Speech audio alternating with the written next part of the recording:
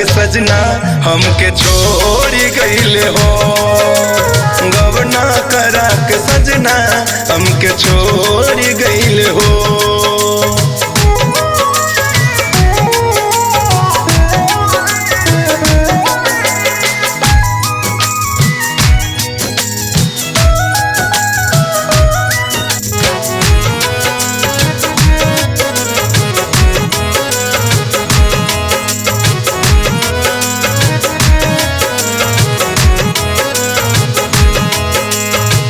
सोचल रहली बम जिसे करब खूबे बतिया, जहिया होई हमारो सुहाग वाली रतिया।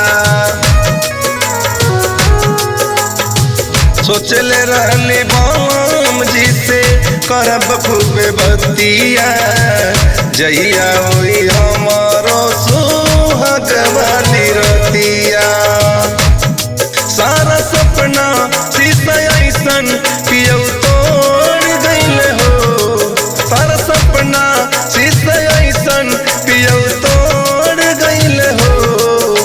गवना करा के सजना हमके छोड़ी गईले हो।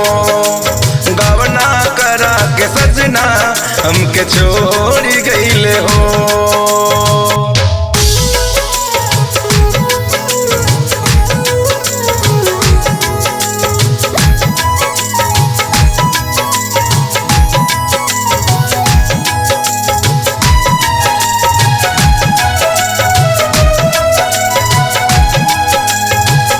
का जाने काहे पिया करतड़ ठाट हो।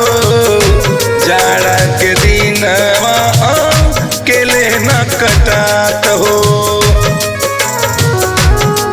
काहे कितना बेदर्दी पियौ मोर भइल हो। काहे कितना बेदर्दी पियौ मोर भइल हो। गवना करा के सजना हमके छोड़ी गईले हो। गवना करा के सजना हमके छोड़ी गईले हो।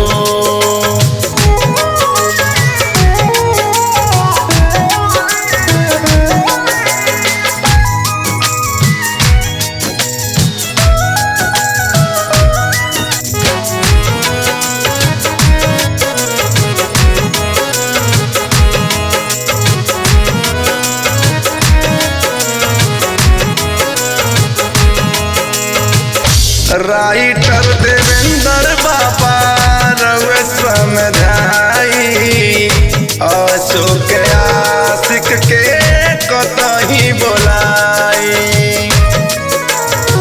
सानू राहुल वैभव रउए समझाई, अशोक आशिक के कतही बोलाई।